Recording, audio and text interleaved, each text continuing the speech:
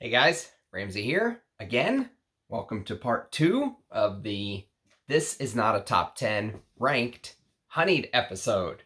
And so I had a little bit of a technological mishap. My charger on my phone died.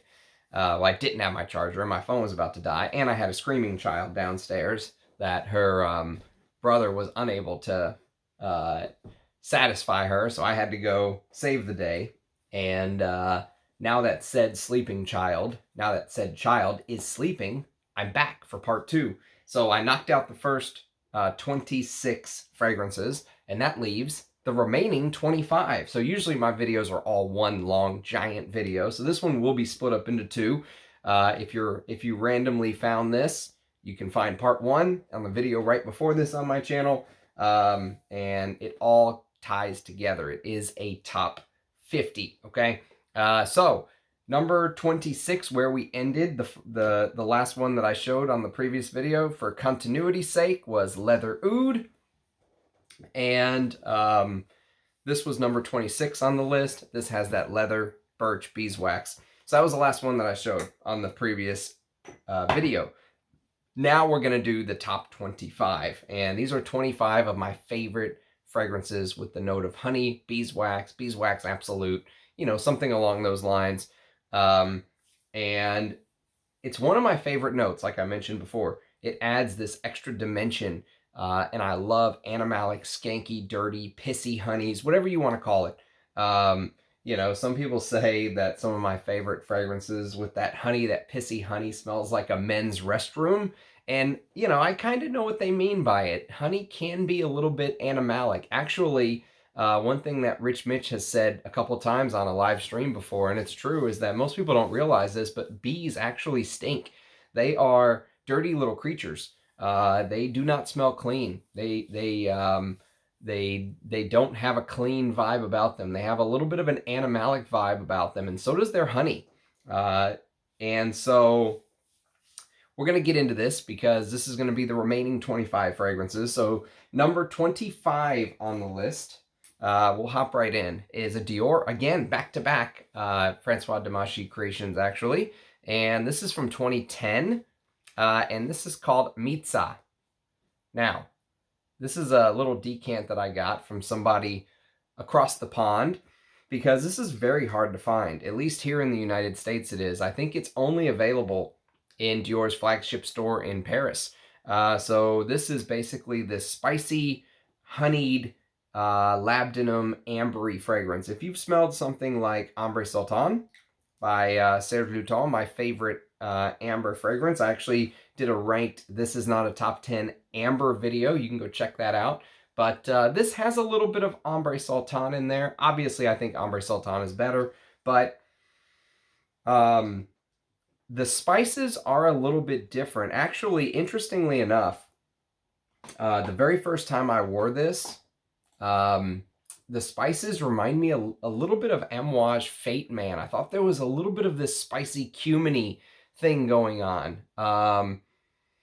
But then that dissipates. The fragrance really changes after 10 or 15 minutes, and it starts to go deeper into that patchouli, honeyed, ambery, labdanum with cinnamon, and it's very warming, very comforting, great for this time of year. It's December, and it is a good amber. I'm glad I have a decant. It gives me enough to do a video on, but I don't know if I need a full bottle of this, but I do like it.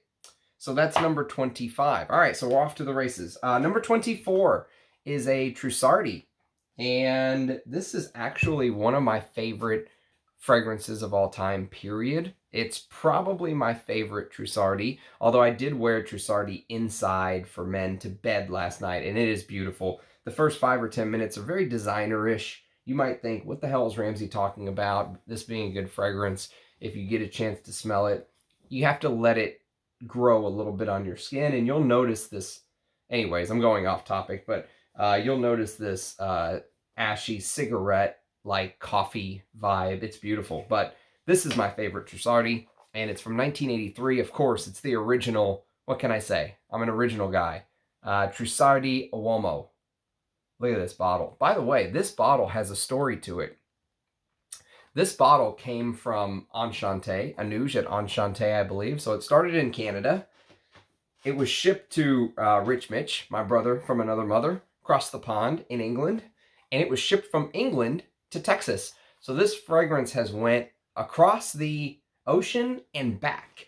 And, oh God, I do absolutely love this stuff, man. This is spicy, leathery. The honey's in the mid, and it's there with the spicy carnation and the cinnamon, and the top gives this very specific, this very specific, I would say, Italian grandmother's spice kitchen vibe when you first spray. You get the same thing with Trussardi Uomo, but I'm sorry, you get the same thing with Fendi Uomo, which came out a couple years after this. But there's no honey in Fendi Uomo. Honey is actually one of the biggest differentiators between Trussardi Uomo from 1983 and Fendi Uomo from 1988. They are very similar to each other. I think the Fendi Uomo may have a little bit more castoreum in the base, but the aldehydes here set it apart. So the aldehydes and the honey, I would say, are really what set this apart. But if you've never smelled this, and you're a fan of vintage masculines like I am, you have to get your nose on Trussardi Uomo. It's all about kind of the leather and the oak moss and the spices, and it's just such a great fragrance. Trussardi Uomo. And I sprayed this and wore it to bed the other day because this bottle, you can see right here, it says Scannin. My bottle that I had before this was a backup that I ended up getting from Rich Mitch. My bottle before this was, or is, Selective Beauty.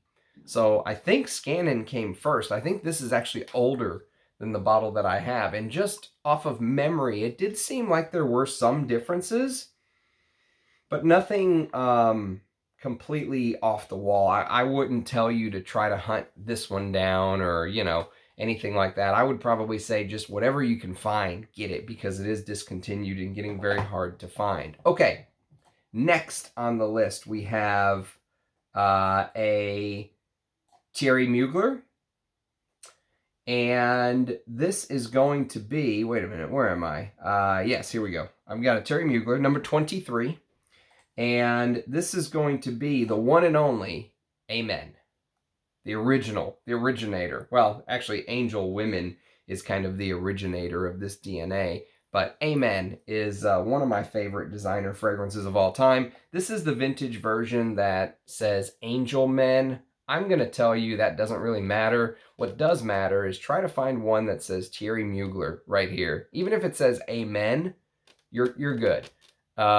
Just don't buy the modern Mugler version that doesn't say Thierry Mugler, because what L'Oreal has done to the A Men, to the Thierry Mugler brand, I would say in general, they should be tried for crimes against the fragrance world. Honestly, it is treacherous. It's a travesty. It's a tragedy what they've done to the house of Thierry Mugler. The once great, proud house. And, unfortunately he did pass away recently. He got to see L'Oreal just absolutely butcher his house. But this is one of my favorite gourmands, if not my favorite gourmand of all time. It is lavender with peppermint, coriander, bergamot, honey, big honey note, jasmine, caramel, lily of the valley, big patchouli. Patchouli is probably one of the biggest players here, with cedarwood, amber, benzoin, coffee, beautiful coffee, musk, sandalwood, styrax, tonka bean, and vanilla. And some people say there's this tar note in it. And I know what they mean. There is a little bit of a tar-like effect, but I think it's more just a mixture of everything kind of combining. And I love that stuff. It's one of my favorite designers. I do have a backup. It's not the Angel Men, it's just A Men, but it's Thierry Mugler, so I'm happy with it, and I'm very glad to have it. Very, very glad. Every time I wear that, I have a good day, by the way. Okay, number 22 is a Tom Ford. And this is Tom Ford Moss Breches. Now, This is discontinued and extremely expensive. There are bottles on eBay that I saw recently for 50 mils going for $1,500. Sickening. Do not pay that. Don't be a pervert and pay that. I'm telling you. This is good, but I would probably, or if you were very upset about this being no longer available, and you said, Ramsey, I really want this DNA, I would probably tell you to go hunt down. Actually, a fragrance that's coming up very soon is one of them. Another one is another fragrance coming up very soon. So when we get there, I'll tell you which ones they are. And the reason this is 22 and not higher is because of those next fragrances. I actually think they're better than this anyways. This is a little bit more, as you would expect, it's a little bit more polished. It's a little bit more brought into the modern era, but I like the way that the older style fragrances do this DNA. It's basically this woody, spicy beeswax, labdanum patchouli is basically what it is. And it's very herbal in the opening. You're going to get tarragon, which is one of my favorite opening notes. So it opens very strong with clary sage, rosemary, beeswax, spices, probably some cedar or, guaiac wood or something like that, with benzoin and labdanum and moss and patchouli, okay? And so if you are into your patchoulis, this is like one of those patchouli through the decades fragrances, which is a video idea Rich Mitch and I talked about right when we kind of first started doing the channels. Rich had just started his channel. I don't remember if I started mine or not yet, but patchouli through the ages is kind of an idea that we came up with. And this one is one that I would put dead smack in the 2000s for patchouli through the ages, because it really seems like a continuation. It seems like Tom Ford kind of took the ball. Like, you can tell Tom Ford knows his fragrances from the past. He took the ball from some of these fragrances, which are going to come up in this video very soon. Actually, all throughout the rest of the video, they kind of are peppered through here, and just kind of ran with it and made it a little bit more modern, a little more posh, a little more polished, but I don't always like that. Sometimes I like my hairy-chested, in-your-face, vintage 70s and 80s fragrances. So Moss Brechts comes in at number 22. Number 21 is a Serge Lutens, and I love this stuff. I'm so glad to have a bottle. I've got maybe 8 to 10 mils left of decants, I would say, of this juice too. And it's the great Chergui.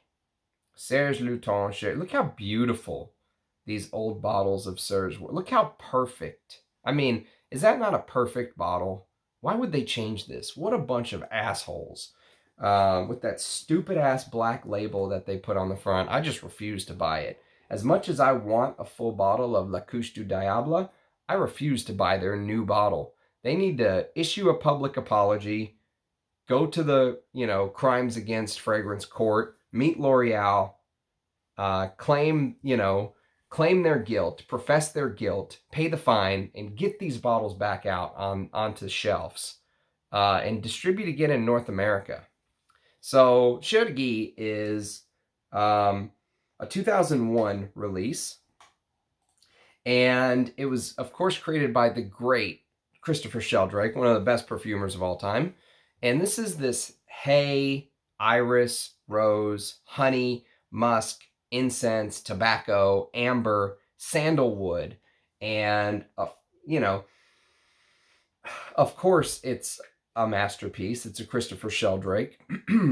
And there is something very special about this fragrance. In fall and winter, wearing Chergui, it just feels right. I mean, it's posh. Yes, it is. It is posh.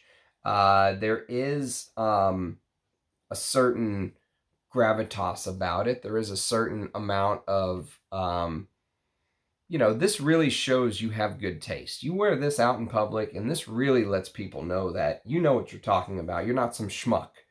You're not some $2 schmuck, right? You know what you're talking about.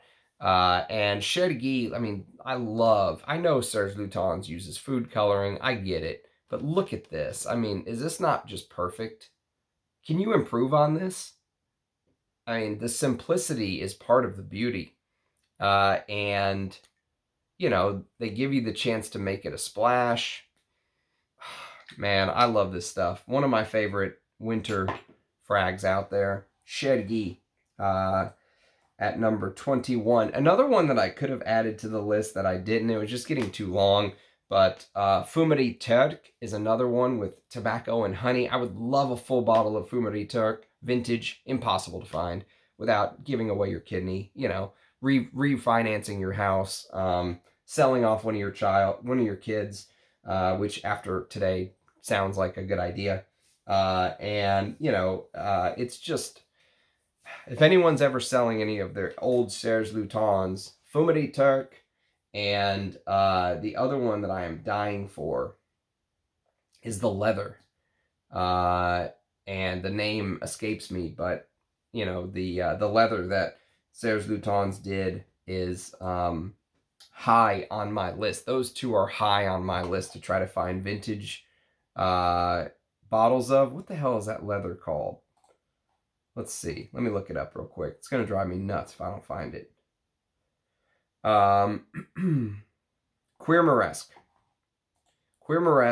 and Fumerie Turc are right at the top. I'd love to also have a vintage bottle of 5 o'clock Eau Gingembre, but that's lower on the list than Fumerie Turc and Queer Moresque. Okay, next on the list we've got number 20, and this is a Dior, and this is probably another one of those line in the sand benchmark fragrances, one of those, you know, one of those guideposts, one of those you put a marker in at the point in time where this came out because it's that important. It's a reference fragrance. And you talk about bottles and marketing and what it means to a perfume. And, you know, sometimes when everything just comes together, and the smell, the fragrance, the marketing, the period in time, you know, the scent, the bottle, everything just comes together perfectly. That was this fragrance. This is from 1985. Beautiful year in perfume, by the way. Beautiful year altogether. The birth of Ramduck, I might add. And this is Poison. And these older bottles you want to look for say Christian Dior right there. So the newer ones just say Dior, but if you can find an older one that says Christian Dior, I'm telling you, I'm telling you, as someone who does not like tuberose very much, tuberose is challenging to me. Oh God, it's just so much of everything. It's everything you love in a perfume, just and then some, just completely amped up. The older bottles will also say Esprit de Parfum, kind of like I mentioned YSL did Secret de Parfum. This is a banger. Dior did Esprit de Parfum. And so if you can find these older bottles, I would urge a sniff. This looks a little bit like an apple, the poison apple, but the color looks like a plum. And the plum is one of the most important fruits in here because it mixes with the honey, the orange honey, and anise and berries, and this resinous apopanax ambery, apopanax, which is sweet myrrh, and incense. There's a little bit of frankincense in here with that gigantic tuberose note. I mean, just in your face, excuse me, no holds barred tuberose. Poison is one of a kind. Not the kind of fragrance I want to wear out in public all the time, but man, just having it and getting to throw it on before bed occasionally is a blessing. Okay, number 19. Number 19, we're going back to the house of Thierry Mugler, and I put this higher on the list. Remember, this is not a list of my favorite fragrances. This is a list of my favorite honey fragrances. So this one gets a little bit of a leg up over the regular A Men because of this honeyed tobacco, and it's just perfection. I mentioned it in the previous video whenever we talked a little bit about some of the fragrances lower on the list. One was Insurrection 2 Wild, or Insurrection Wild 2. And this is the granddaddy of sweet honey tobacco fragrances for me. And it is Pure Havane. And I'm so happy to have basically like a full bottle. And what you want is you want the one that says Thierry Mugler. Of course, L'Oreal kind of butchered this a little bit with their Mugler reformulation. This came out 11 years ago. Can you believe that? Honey, tobacco, cacao, patchouli, ambergris with labdanum and styrax. And it's that A Men patchouli mixed with the honey tobacco that just makes this, and this is a beast. I mean, you talk about wanting a fragrance to cut through the cold, or wanting a fragrance to shine in a nightclub or something, you know, where everyone will be able to smell you. Amen. Pure Havane. Number 19. Number 18 is one of the fragrances that I was mentioning earlier that I think you could buy instead of Moss Brechts. And this used to be a cheapie, but it's discontinued. And it's getting harder and harder to find. And I have an older bottle, so I haven't smelled the newest version of this. But I know Wafts from the Lofts guys said that it's really good. So if you trust them, you could probably just buy whatever is out there for 20 bucks or something. But this is one of my favorite masculines. This DNA could be a signature scent for me, whether it's this or one of the other ones I'm going to talk about. But speaking of patchouli through the ages, this is a special fragrance. Again, 1984, my favorite decade, the 80s. Giorgio for Men by Giorgio Beverly Hills. And this is spicy, woody, honeyed, ambery, benzoin, tonka, patchouli done right. God, I love this fragrance. There's a little bit of fruitiness up top. Aldehydic, fruity, citrusy fruitiness, but it really gets swallowed up by the heavier, resinous, dirty, dank patchouli, green,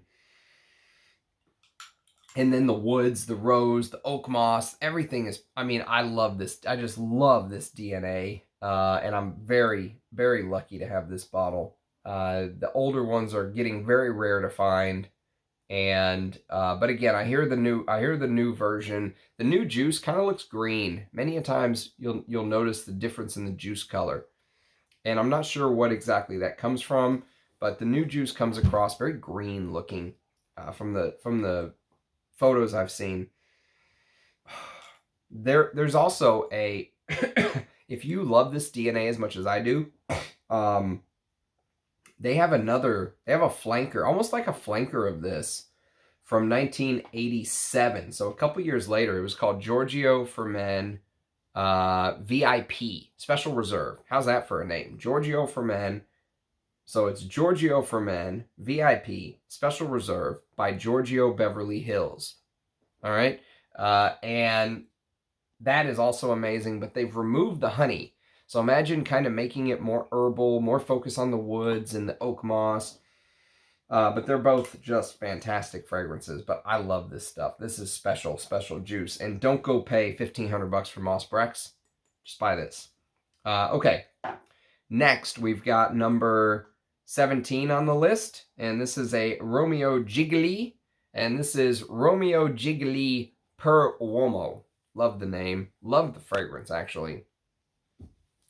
And the bottle. Check this out. This comes up, and then it turns into a handle. Oh, man. This is back when Alberto Morillas, knew how to make a perfume before he just started pumping stuff out. Now, he still made some stuff I like, but it's rarer. Most of his stuff nowadays, I find, is really, how how do you describe it? It feels like he's just kind of just pumping them out. You know, he's quantity over quality. Back in 1991, Alberto Morillas was still about quality over quantity, in my opinion. But this is this aldehydic tarragon lavender with fruits. So there's plum and Brazilian rosewood with balsam fir, carnation, honey, ginger, jasmine, rose, and cinnamon. And by the way, this is that early 90s cinnamon that I talk about. I'll talk about it again later in the list. Something very special about the way they did cinnamon in the early 90s for some reason. I have no clue why, but it's something I've kind of noticed. If you've ever smelled Jacques Bogart Witness, okay? That's from the early 90s, I think. That has this amazing cinnamon, and so does this. And, excuse me, the dry down is this benzoin, amber, oak moss, musk, patchouli, sandalwood, styrax, tonka, vanilla, cedarwood. It is very warm. It's a spicy, woody, but very warm fragrance. And this stuff is amazing. The green juice. So, Romeo Gigli per Uomo. If you can find a bottle that... here's the bottom. This came from Amouage Enchanté as well, I believe. But if you can find one of these older bottles, I'd say go for it. It's really good. Next on the list, we have a Paco Rabanne, and it is the one and only. My old man's signature scent, actually. Some people say they can't wear a signature scent when it was their father's, but I have no problem. I love this stuff. Paco Rabanne pour Homme from 1973. If you can find one with the raised R, that's basically what you want. There's like 5 or 6 versions of this. So you're never gonna, I mean, unless you're really, really lucky, you're probably never gonna find an original that's perfectly kept and all that stuff. Just try to find one that's well kept with this raised R and you'll be happy. The honey tends to come out more in the base. Man, what a fragrance this is. Just a perfect green, spicy fougere. I mean, look at the green touches all over the bottle. It really gives you a hint of what the bottle actually turned like a shade of green later on. But this old school lavender barbershop fougere with this honeyed oak moss dry down, just so spot on and perfect, man. I need to wear this more. Paco Rabanne pour Homme. All right, that was number 17.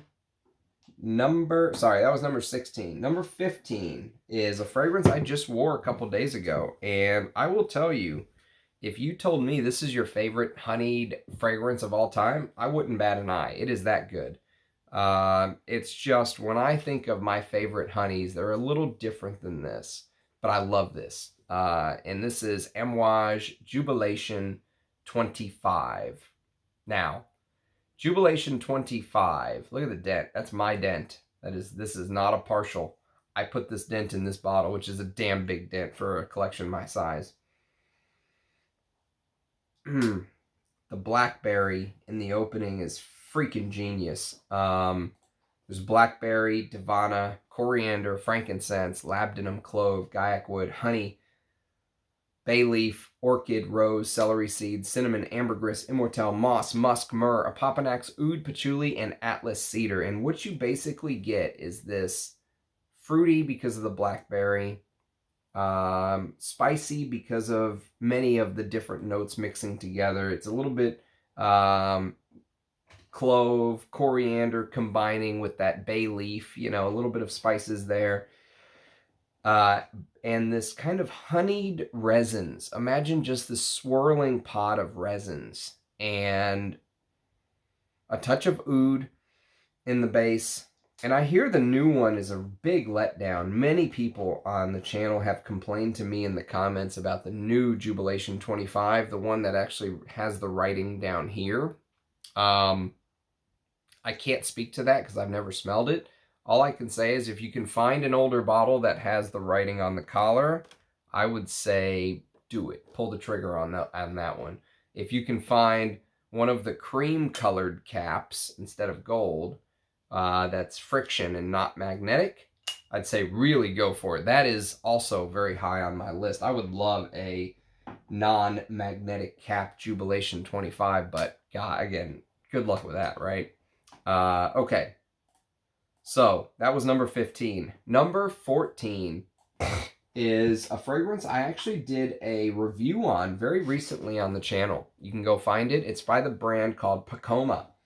And this is one I want a full bottle of. In fact, I tried to buy a full bottle, but the guy wouldn't work with me. And many times, if I won't get a little bit of a discount, I won't buy it. You know, even if it's only 10 or 20 bucks, I want something, you know, and I'll ask for it. And if they say yes, I'll buy it. And if not, I'll just say, thank you very much. I'll keep looking. And that's what I did this time, because he was like, nope.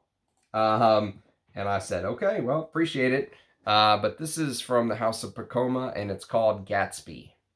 You can see I've got a little mini here, and you can go check my review of Gatsby out. Gatsby is very, very interesting. It came out in 1987. It came out 1 year after a fragrance that I put very, very high on this list.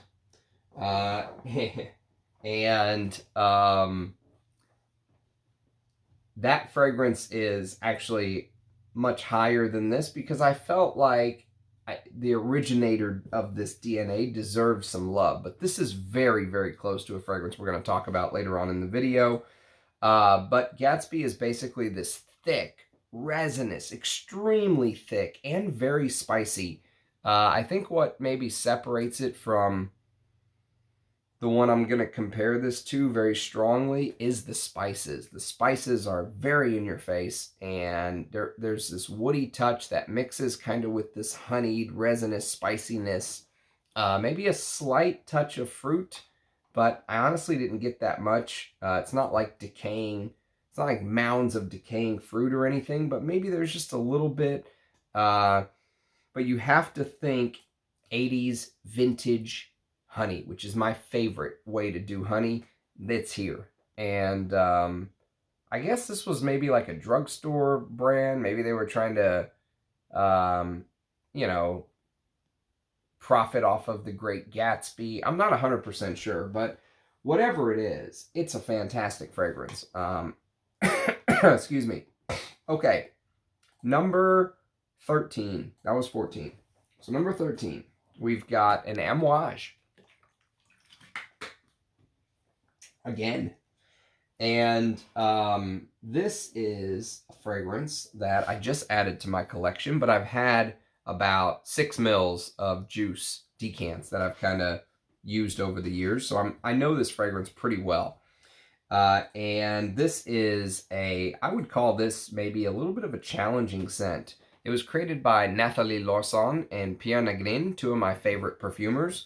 And they put this out in 2015, and I don't think this did very well. And I can totally see why, but I love it. It's this floral, honeyed, animalic fragrance is basically what it is. And the idea is brilliant. It's one of the best ideas of a fragrance. And this goes back to the brilliance of Christopher Chong in my mind. And what a blunder Amouage made letting him go, my opinion. The Ram's thoughts. The idea with this was that they wanted to create a fragrance that smells like the camellia flower. Well, interestingly enough, the camellia flower is mute, okay? Has no smell. And so, brilliant exercise. Actually, Houbigant did the same exercise with Fougère Royale. They wanted to make a fragrance that smells like a fern. This was the first fragrance ever to use coumarin, synthesized coumarin. And, you know, that was in the 1860s. But I love that kind of practice, that artistic idea. Make a fragrance that smells like the camellia flower, but the camellia flower doesn't smell like anything. Look at the color, okay? This is, by the way, if you haven't figured it out yet, this is Amouage. This is a tester I bought. Opus 11. Sorry, 9. Sorry, 9. Opus 9. And, oh God, I almost want to spray this. I think I do want to spray it. Let's spray this bad boy. Oh.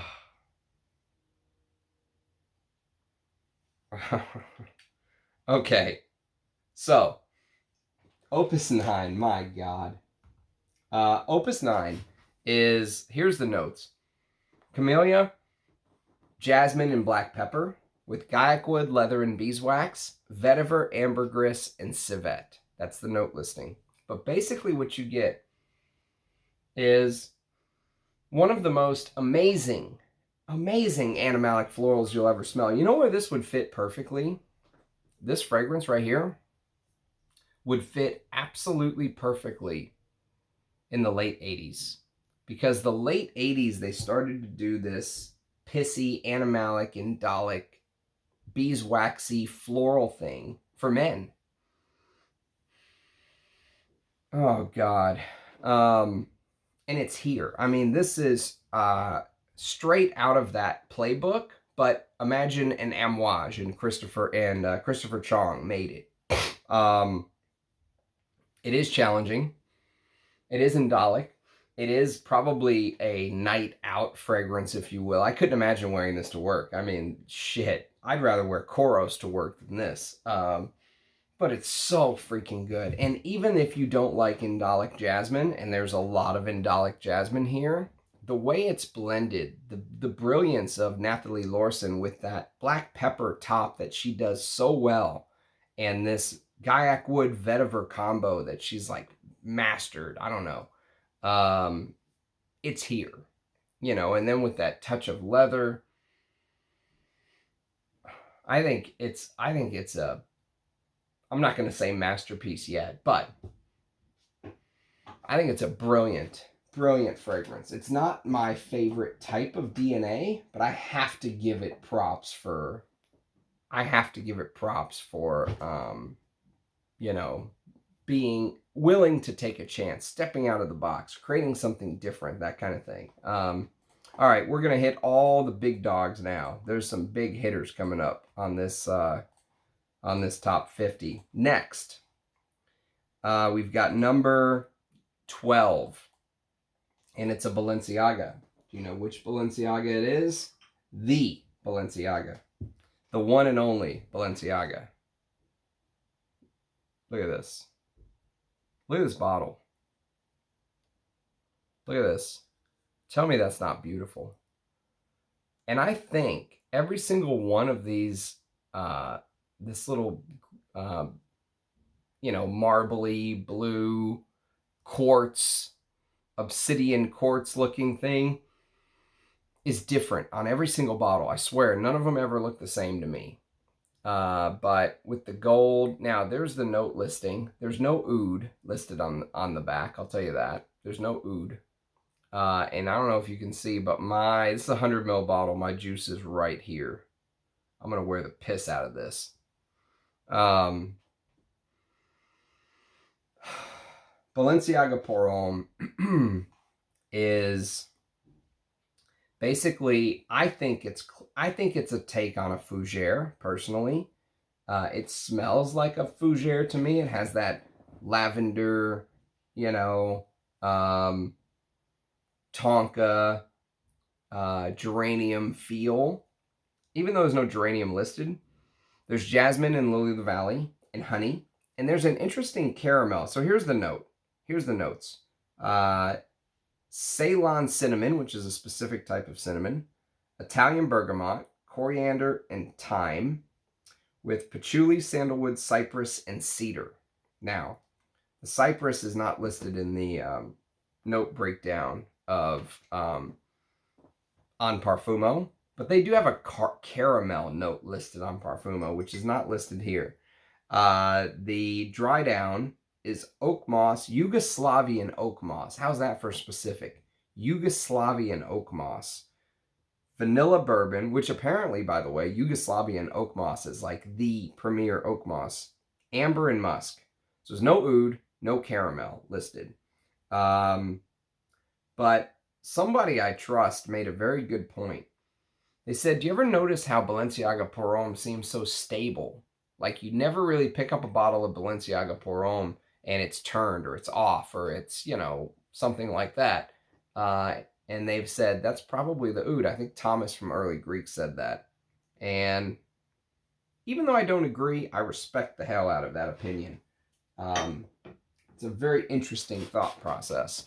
So, Balenciaga Pour Homme, I mean, honeyed fougere. The patchouli in it is mind-blowing. I need to wear that soon. Balenciaga Pour Homme. Number 11. I'm telling you, we're hitting the big hitters now. Number 11 is Joint by Roccobarocco. Now, this is a 50 mil. I have a 75 mil, I think, or maybe 100 mil that I've been kind of wearing. This is my backup. But Joint by Roccobarocco is, no, this is a 50 mil. Yeah, yes. Okay, there you go. Look at this bad boy. Speaking of badass caps, look at that. Love it. Absolutely love Joint. Oh, man. Speaking of honeyed Hall of Fame fragrances, this is this green mugwort, caraway, coriander, this big, smells like an 80s fragrance. Smells like an 80s fragrance, even though it came out in 1993. And it has this tobacco, honey, orris, geranium, cardamom. If you've ever smelled Furio, Furio is maybe slightly related to this. Kouros is maybe slightly related to this. There's bits and pieces of Salvador Dali Pour Homme in here. There's so many little bits and pieces of fragrances, of all these amazing fragrances in here. Labdanum and vetiver, patchouli, cedar, ambergris, tonka, civet, and leather in the dry down. And Joint by Roccobarocco is backup bottle worthy, I will tell you that. So if you can find this, and it doesn't matter which one. I've got one of them that says distributed by Hescana, and I've got another one that says distributed by P2 Parfums, or Parfums 2P, or whatever it is. They're both good. Don't worry about fretting over one versus the other. Just get a bottle. Okay, top 10. Number 10. And speaking of patchouli through the ages, and speaking of Moss Brechts, if you already own Giorgio Beverly Hills and you're like, you know what, I'd like to explore this patchouli through the ages more, but I don't want to spend $1,500 on Moss Brechts, this right here is a revelation. The best, I would say probably the best celebrity fragrance of all time. Now, there are some other good ones, I'm not going to lie, but Pavarotti, there is something about Pavarotti, man, I'll tell you that.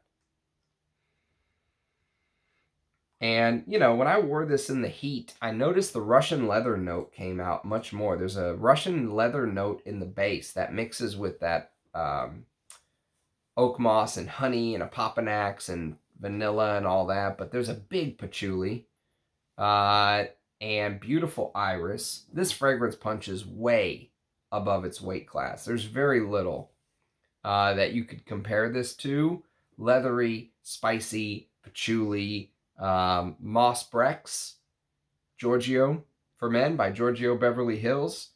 And there's even maybe one more I would put in this category. But I've got maybe 30 mils, 40 mils of decants, I think, floating around. Maybe even 50 mils. And then I've got this 100 mil bottle. So I think I'm good on Pavarotti. Number 9. Number 9, and I've got a 200 mil backup of this. So we're getting to the big boys. Once I start backing these up, which I don't do backups very often. I did a backup today, though. I'm not going to tell you which one until it arrives. But I did a new fragrance and a backup today. So once you start seeing backups, actually, from here on out, every single one is backed up except for one. There's only one that I don't have a backup of, and that's because it's just very hard to find. And honestly, would I buy a backup of it? Maybe. That's a maybe. So number 9 is a Paco Rabanne. And it's made by the perfumer who has made the one that's #1 for me. That's a little bit of a two-part answer there. But it's made by Pierre Wagner. And this came out in 1988. Again, late 80s. Remember, we're talking about florals with Opus 9. My God. Opus 9. That is unbelievable. That is just insane. And I absolutely love insane fragrances. So this is the great Paco Rabanne Ténéré. Okay. So this is a 30 mil or 25 mil or something. I have a 200 mil backup. I love this stuff. It's a spicy floral. And what it feels like is it feels a little bit like Pierre Wagner kind of took the heart of another fragrance, which we're going to talk about very soon. A big, very important honey fragrance that he made a couple years before this. And kind of like stapled some different pieces onto this, okay? So there's this leathery patchouli in the base. And there is a gigantic, and I mean gigantic, floral heart. In fact, these indolic, huge florals could easily be misinterpreted for a woman's perfume of the time, let's say. Instead of being marketed towards men, this could easily have been a women's marketed fragrance. Carnation, Lily of the Valley, jasmine, orris, powdery orris with rose, big indolic jasmine, by the way. With a top of cassia, this pissy cassia with rosemary, lavender, and the rosemary kind of tries to keep it a little bit, you know, that's a throwback to Paco Rabanne pour Homme.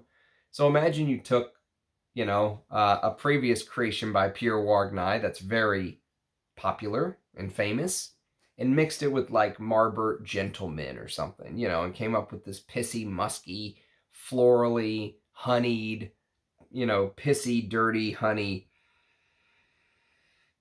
And I love it. I absolutely love it. I remember recommending this, and some new folks that hadn't smelled this before kind of smelled it and were like, what the hell is this? I love fragrances like that.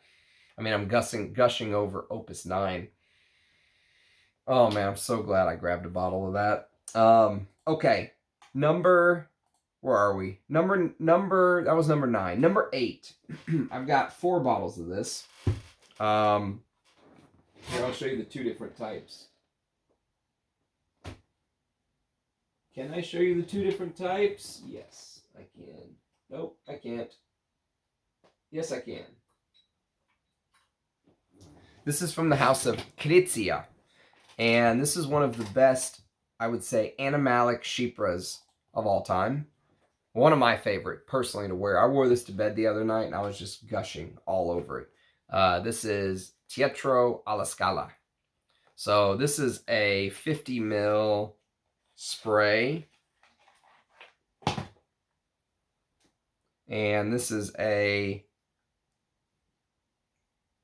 50 ml splash. So you can kind of see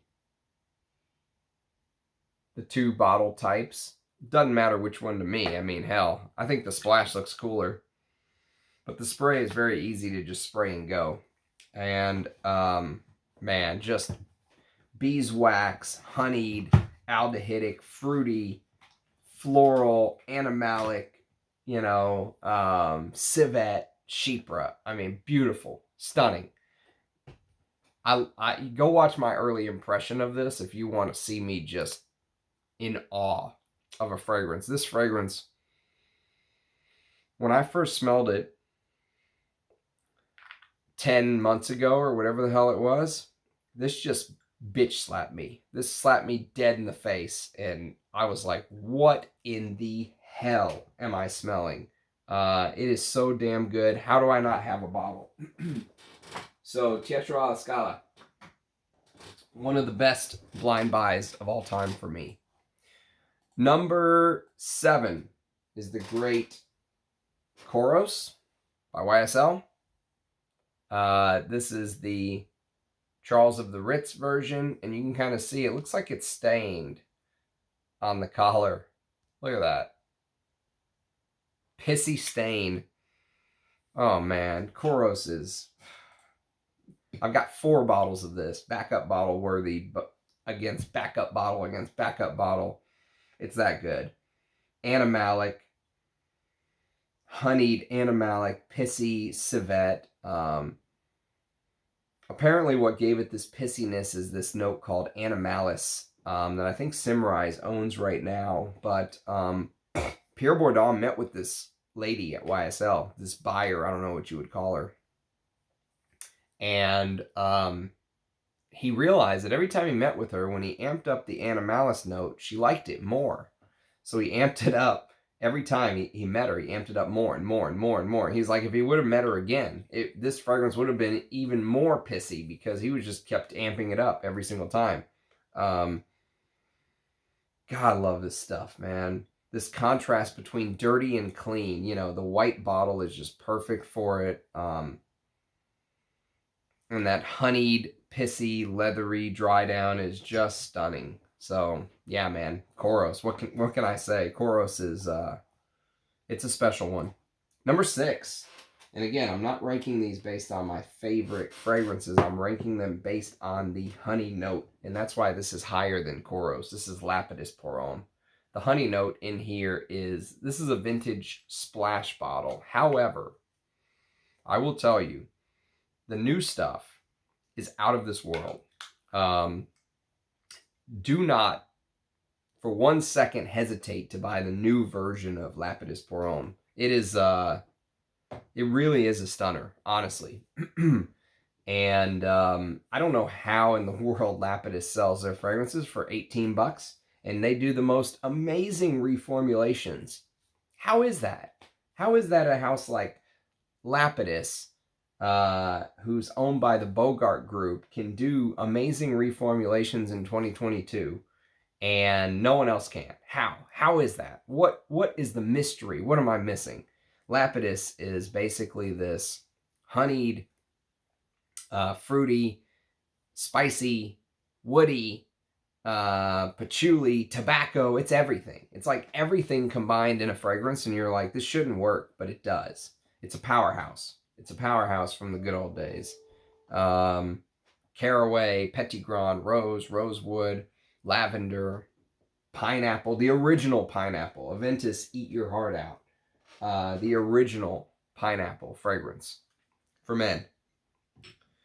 Okay, top 5. Number 5 is the great, the one and only. Maybe if I had to pick a signature scent right now, this would be it. It would probably be the only fragrance that could compete with Bel Ami. Bel Ami is an easy signature scent choice for me, but I think I might pick this. Just because simply of the castoreum. Antaeus. Kouros is in all white, trying to act good. And Antaeus is like, nah, man, I don't have to act. I'm putting on the dark outfit. Look at this. Beautiful. So,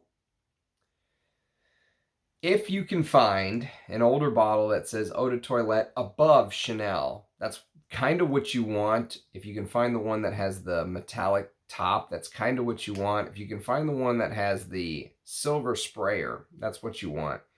But if you can't find the one that says Eau de Toilette above the Chanel, just go for the one that has the silver sprayer. Okay, the black sprayer has been reformulated. Now, it's a more wearable version of Antaeus. And Chanel doesn't do bad reformulations. They have an in-house perfumer, right? So I would just say if you want that castoreum that you're going to be like, Jesus H. Christ, that castoreum is out of this world, you have to kind of go for the older one.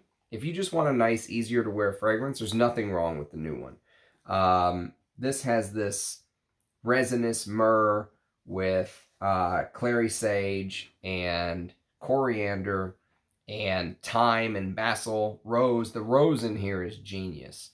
It just kind of floats up out of the mist, you know, like a ship just emerging.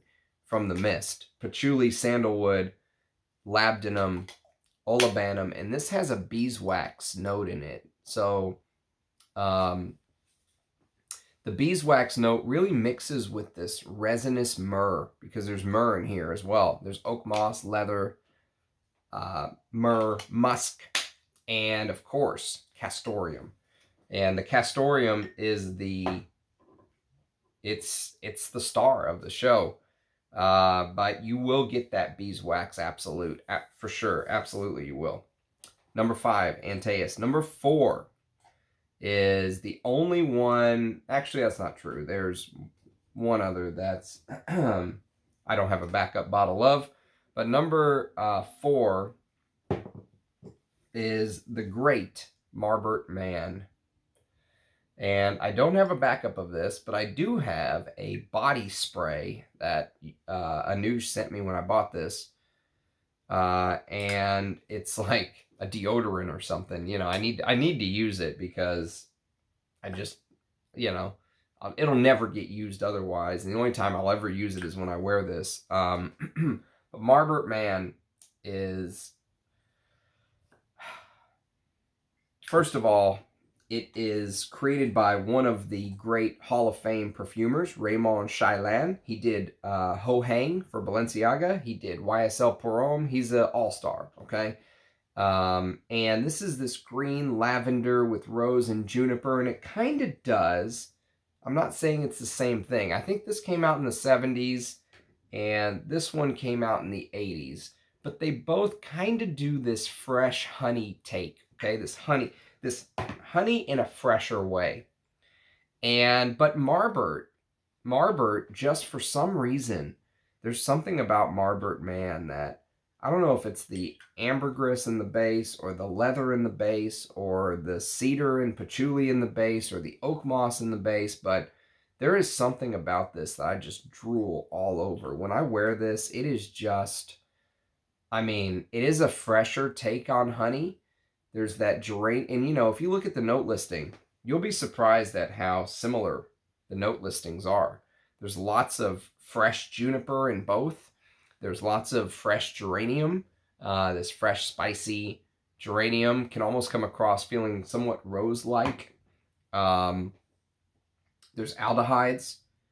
And for some reason, man, there is just something about this where I just think, God, this could be a signature scent for me. I mean, it easily could. I love Marbert Man. So I don't know. They have one that says Marbert Man Classic, kind of in the same way that Alain Delon Classic. See how it says Classic right there? They have one that says Classic on it. I've never smelled that. I heard people complain. It's different, but I don't know. The original one, that's even older than this, I think has this red outline right here, and a red cap, not gold. But if you take a look, this says Marbert Cosmetics, Dusseldorf, made in Germany. So I don't know how old this is, but I would guess 20 years maybe. Either way, it's amazing. I don't care. I love it. I'd love to smell like an original, but I'm very happy with that. They did an amazing job. Just like I thought they did an amazing job. You know, whoever reformulated this did an amazing job. Oh, shit. Did you break? Don't break. Okay, you're good. You're good, baby. I dropped him on the water bottle. Cap came off. He tried to suicide himself. You okay? You need a minute? All right. All right. Take it easy. Right there. Don't move. Number 3. So, number 3 is a fragrance that has really grown on me. Okay, and it's grown on me very fast because I only got this a couple months back. Okay, but it instantly became one of my favorite honeyed fragrances. And it's the one that reminds me very much of Gatsby by Pacoma, okay? It reminds me very much of that. The fragrance is MCM Success. Third most impressive honey fragrance in my collection. Immediately, instantly. There's no questions asked. It just leapfrogged everything. It just straight to the front of the line. The honey in MCM Success is deep, rich, resinous. There are some spices, but I don't feel, for some reason, I don't feel like the spices in MCM Success are as turned up as in Pacoma Gatsby. Okay. I also feel like there's more going on here. It feels like there's tobacco. There's a little bit of iris. There's leather here. I don't get very much leather in Pacoma. But they smell very, very similar when you wear them. That's the thing. Even though there are different notes here and there, they really do smell very similar. And this is discontinued. Unfortunately, discontinued. But if you're a honey lover, and if you're a lover of the way they did honeys in the 80s, you know, thick, pissy, animalic, with tobacco, and many of the old school 80s masculine notes included oak moss, spicy carnation, dirty patchouli. It's all here. It's all here, man. I backup bottle worthy for sure. Absolutely backup bottle worthy. Number two. Number two is a Givenchy fragrance. And it is probably my favorite patchouli of all time as well. When we do this patchouli list, it will not be a surprise. Came out in 1974. And it's the original Givenchy Gentleman in Eau de Toilette. The one with the shitty silver label around the outside is what you want. 90% volume. You can see my phone in the background of that. This is a 60 ml splash. I also have a spray, but I prefer the splash on this one. For some reason, there's something about the splash I like a little bit more than the spray.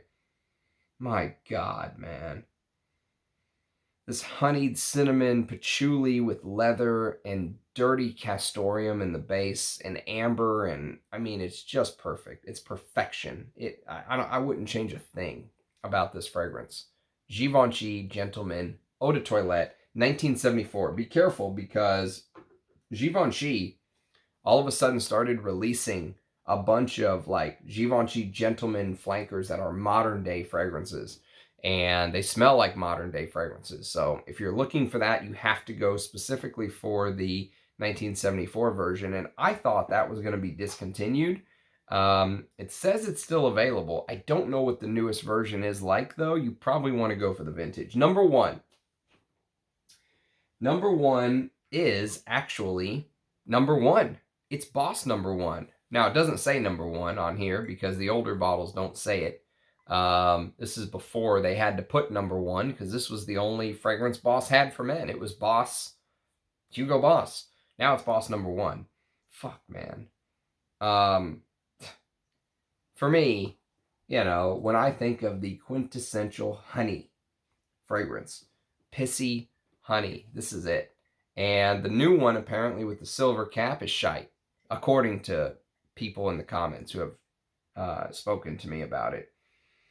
There is some similarities to Marbert Man a little bit. The honey will kind of remind you of each other, but there's even more similarities to this.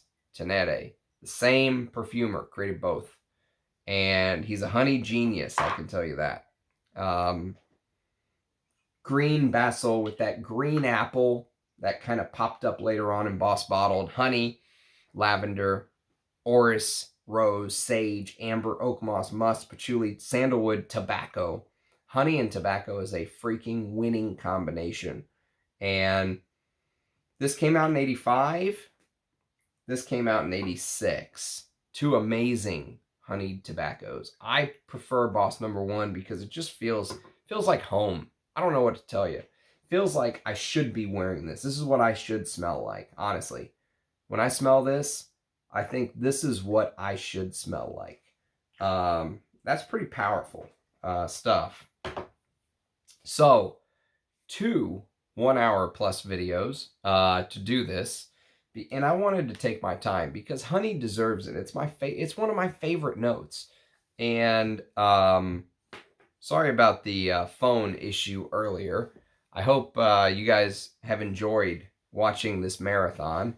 And let me know what your favorite honey fragrances are. Let me know if there's some honeys I don't know about that I'm missing out on. Again, there will be early impressions on stuff like Slow Dive and stuff like that coming soon.